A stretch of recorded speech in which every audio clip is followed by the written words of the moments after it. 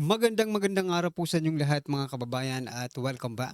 Dito po sa PNR at eto nga mga kababayan, tinapos si Soto. Yan OMG, Sakim sa kapangyarihan, paalam na.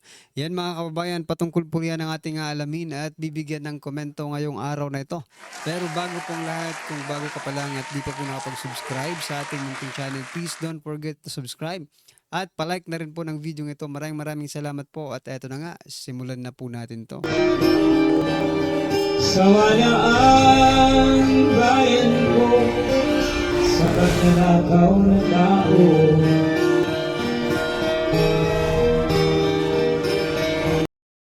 So yan mga kababayan, bago po natin muling i-play ang video ito, pasadaan po muna natin ang mga nagtitrending na mga balita dito po sa mundo ng social media. At eto nga mga kababayan, nako, etong si Senate President Chis Escudero pumalag na Pinalagan sa Senate ni Senate President Francis Chis Escudero ang mga lumalabas na ulat na iaalok niya ang term sharing kay incoming Senate Vicente Senator Vicente Soto III para maging leader ng Senado sa 20th Congress. Yan mga kababayan. So, talagang si ano talaga no, si Soto talaga ngayon ang pinag-uusapan, no? Bilang susunod na Senate President ng ating Kongreso or ng Senado, mga kababayan. Anong masasabi nyo dito sa kumakalat, no? Na mga ulat patungkol po sa term sharing, yan, no? Pero grabe po ang comment dito ng ating mga kababayan, no? Sabi po dito wag na si Soto dahil 'di ba na ano na na nasubukan na po si Soto. At ayon pa dito kay Flory Agan Randa, si Atty. Marcoleta ang dapat maging Senate President. Nako. Ayan mga kabayan, ano po ang inyong masasabi dito? Mukhang talagang medyo sakim, no? Ay ito nakukonklud lang natin because Soto is still he want, no? Gusto pa rin niyang maging Senate President, mga kababayan. Naging Senate President na po siya dati. So, meaning mga kababayan, talagang uhaw sa kapangyarihan itong si Soto. Ano po ang inyong masasabi dyan mga kababayan? Comment nyo na lang po. At eto, pasadahan din po natin ang balitang ito. Patungkol po dito kay President Bongbong Marcos Jr. Ang sabi po dito, not a cabinet revamp. PBBM eyes quarterly government performance review. Nako, mga kabayan, sige, wag na kayong magtrabaho. Mag-review na lang kayo ng mag-review ng inyong mga tauhan. President Ferdinand R. Marcos Jr. on Tuesday, Bird, his plan to conduct a quarterly performance review in government as part of his efforts to recalibrate the government. Marcos made the pronouncement as he clarified that there is no cabinet revamp since the latest move is not a one-shot, one-time, big-time thing. Yan mga kababayan. No? So quarterly, ibig sabihin mga kababayan, sa isang taon, ilang beses po silang magpapalit or mag-re-review. So sa isang taon, ilang apat niyan? Quarter di ba? Pag quarter, apat yan O bali tatlo, no? Sa isang taon, 3 beses po silang ang tawag nila dito, quarterly performance review. Okay? Yun, wala rin namang pinatutunguhan kasi hindi naman nasisibak yung iba. Gumagawa ng kalokohan, hindi naman sinisibak yung gumagawa tuloy ng tama ay nasisibak. Di magpo-focus na lang ngayon si President Bongbong Marcos Jr. Kaya nga naisip ko kanina, no? Nang nabasa ko to, grabe naman, no? Instead na mag-focus po kung ano mang mga proyekto ang gusto nilang pwedeng magawa. Kung palit ka ng palit or, di ba? Kung yun ang purpose ng ano na ito, performance review, no? Kung palit ka ng palit ng mga tauhan mo, hindi yan it's not It's not, kumbaga profitable para sa taong bayan kasi bago na naman, bagong kalakaran, 'di ba? Well, it's not about yung sinasabi kong profitable mga kabayan, hindi yung kapaki-pakinabang, 'di ba? Walang pakinabang sa taong bayan 'yan. Yeah. Bakit hindi ka ano, pag-usapan niyo naman yung mga mega project na posible niyong gawin eh. Ang laki po ng ano natin eh, pera, 'di ba? Ang dami na nating utang, wala man lang tayong nakikitang mega project. Ano po ang inyong masasabi diyan? Mga kababayan, i-comment niyo na lang at eto, pasadahan din po natin ito. Tinanong po si President Bongbong Marcos Jr. about sa impeachment ni Vice President Sara Duterte at ito po ang kanyang sagot. Sabi niya po dito, bakit? Anong issue? Aba, hindi pala alam ni President Bongbong Marcos Jr. ang issue. Klaro naman natatawid yan.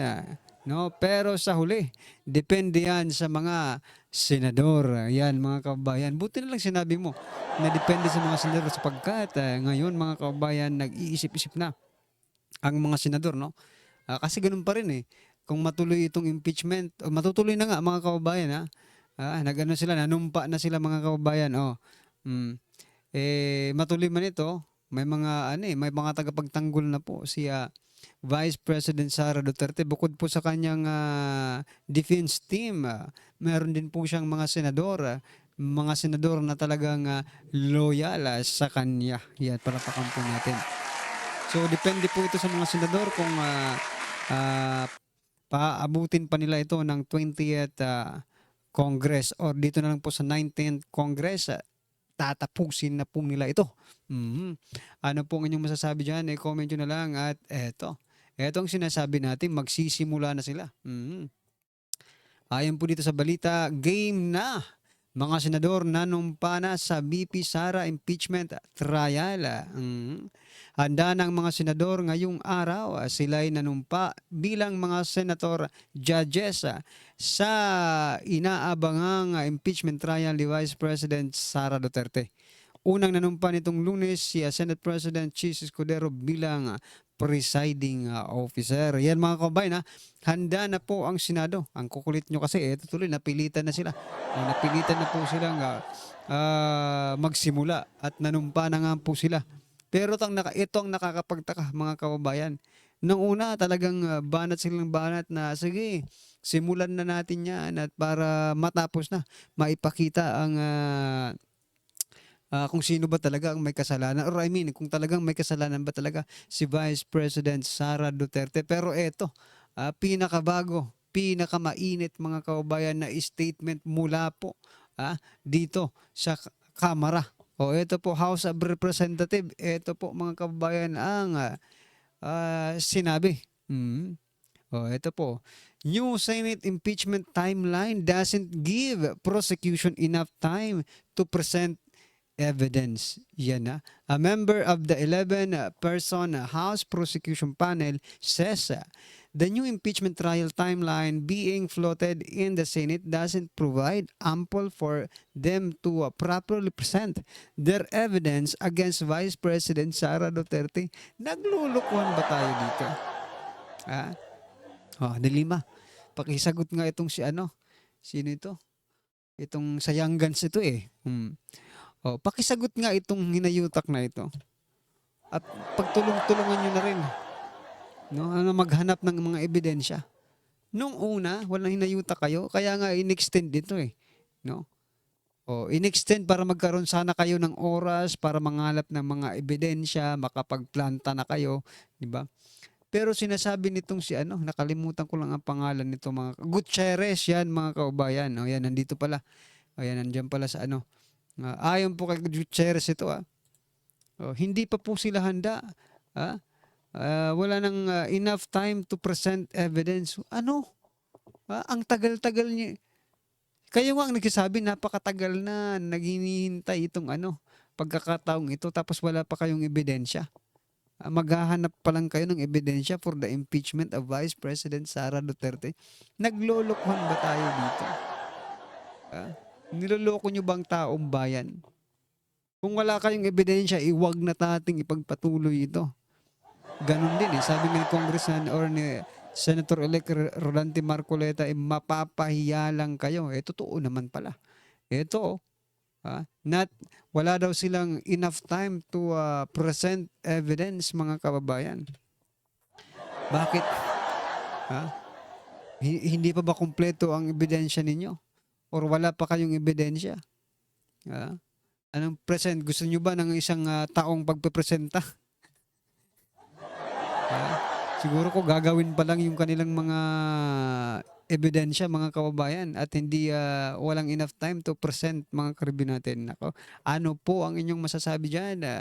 Naglolokohan ba tayo dito? Niloloko niyo ba ang taong bayan? Hindi bobo ang taong bayan. Eto pa, mga kababayan, eto si Dilima. Eto ang gusto kong sabihin sa'yo, Dilima. Kontrahin mo yung sinasabi ni Gutierrez. Si Dilima naman po, ito naman po ang concern ni Dilima. Dilima, pinababantayan galaw ng Senado sa impeachment trial ni BP Sara. Bakit kailangan yung bantayan? Mas mataas ba kayo kasi sa Senado? Diba? Anong kailangan bantayan, Dilima? Ano ang kailangan bantayan sa Senado? Kayo ang dapat bantayan ng Senado, yung mga galawan ninyo. Kasi wala kayong oras para magpresenta ng inyong mga ang tawag dito, yung ebidensya ninyo. Yun dapat ang pinag-uusapan niyo, huwag mo nang pakialaman yung Senado. Ito tandaan mo, Dilima, hindi ka senador. Ikaw ay ka lang, representative ka lang, di ba? Representative. Hindi ka po nga hindi nga rin maituturing na congressman ito eh. Representative, mga kababayan, no? Representative ng mga yung ito, ML party list yan, mga kababayan. Dilima. Ano pong yung masasabi dyan? I-comment nyo na lang. At ito, last po natin pag-uusapan bago po natin i-play yung video. Ito, General Torre, warrantless arrest, a promotion ticket, but career on the line. Yung warrantless arrest daw, mga kababayan, ito, Philippine National Police PNP Chief General Nicolas Torre III has announced a new requirement for aspiring commanders. Demonstrable experience in conducting a warrantless arrest. Malaki po ang kumbaga, ang tawag nila dito, malaki pong score, kumbaga, di ba? Kung sa exam pa, malaki po ang score ng warrantless arrest, promotion ticket, pwede kang ma-promote, di ba? Pero your career is on the line, pero nakataya rin naman ang iyong pagkapulis, sapagkat kung ito ay illegal, di ba? Pwede ka ring gayahin niyo si General Torre, di ba? Yung ginawa ni General Torre, actually yung ginawa ni General Torre kay former President Duterte, yun po talaga ang nagja-justify dito sa kanyang sinasabi, di ba? Warrantless arrest, a promotion ticket. Yun po ang naging ticket ni General Torre, yung pag-aresto kay former President Duterte without any arrest warrant, warrantless nga di ba? Warrantless arrest. Yun po ang nagpa-promote, yun po ang naging way, no? Para maging PNP chief si General Torre. Kaya nga isinishare niya, isinishare po ni General Torre yung kanyang naging experience para naman makatikim din kayo ng promotion, di ba? Gayahin nyo na daw siya. Gayahin nyo daw si General Torre na gumawa ng warrantless arrest at yun po ang naging ticket niya para sa promosyon. Yan, mga kababayan, sa General Torre. Prangka kung magsalita. At sinasabi kung anong totoong nangyari. Di ba? Kung papaano nangyari na na-promote siya dahil daw po sa warrantless arrest. Yan, mga kababayan. Ano po ang inyong opinion dyan? I-comment nyo na lang at eto, pasadahan po natin ang video ito at bigyan po natin ng reaksyon. Eto na po. Nakakaawa to, balita na po na tinanggal po sa partido. Kahapon lang binalita natin na ayaw pumirma ni Duke Prasco. Ngayon, ang tingin natin dyan, simula na po nung nakita na nila na talunan to si BBM. Napakaaga po, no? Yung mga hindi po naniniwala na yung mga congressman ay magbabaliktaran, eto na po yun, no? Simula na po. Akala nyo habang buhay na powerful. Sa totoo lang po, marami na naging powerful na speaker. Nariyan si Mitra, di ba? Tapos si Jody Venecia. Yan. Mga powerful na speaker yan. Yung hindi lang tumagal, yung taga Mindanao na si Alvarez. Pero okay po yun, no? Matatalino po yan. Ang ibig ko lang sabihin, mga kapatid, ito po talaga, no? Yung si Prasco.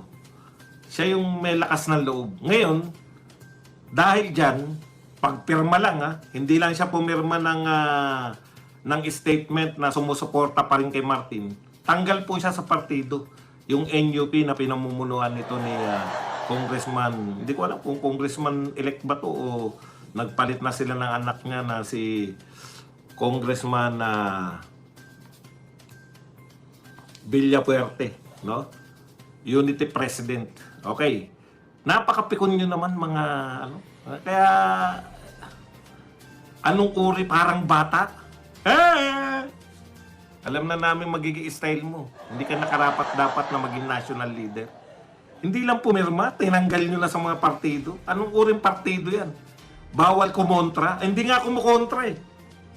Alam mo yun, nagpapapirma kayo na gusto nyo yung suportahan si Martin. Nung hindi pumirma isang member, tanggal agad. Ganun po kadiktador yung mga tao na yan. Ngayon, nagtataka kayo kung bakit nila dinidiktahan si Chis Escudero. Totoo naman, no? Umamin man at hindi yung mga si Escudero. Talaga naman ang ititira niya 2 araw, June 11. Ano pa pag-uusapan nyo? Mag-convene man kayo as korte, impeachment court. June 11 tapos 13 tapos na pala sila. 2 araw lang. Sinadya yan ni Chis Escudero dahil sumisip-sip nga eh. Panahon na para sumipsip siya sa mga Duterte. Wala po kaming pakialam dyan. Ituloy nyo man yung impeachment o hindi, madidismiss lang din po yan. Ma-acquit din po si BP Sara. Mapapahiya pa kayo. Gusto nga namin eh. Gusto nga namin humarap yan sila Dilima para magkandangungu yan sa harap ni Marcoleta. Sa tingin nyo, hindi kayo babarehin ni Marcoleta? Biglang humusay po, no? Bilib ako rito sa mga loyalista, sa mga dilawan at sa mga kakamping, no? Eto pa pala, yung isa, yung mga universidad. Kayong mga magigiting na universidad. Alam naman namin lahat kayo, alam nyo kung bakit? Lahat po kayo ay hawak na mga pari. Lahat po na So yan mga kabayan, binabalatan na po ni Sir Badong Aratiles yung mga sinasabi ni Atty. Vic Rodriguez na mga edukado at mga banal. Yan po yung mga religious group at mga universities, mga kabayan. Yun pala yun no? So yan mga kabayan, ano po ang inyong opinion, reaction patungkol po sa video ito? I-comment nyo naman po sa baba. Para at least alam po natin mga kabayan ang inyong opinion. Maraming salamat po. Please don't forget to like the video. Maraming salamat po. Sawa na ang bayan ko sa mga nakakaw tao.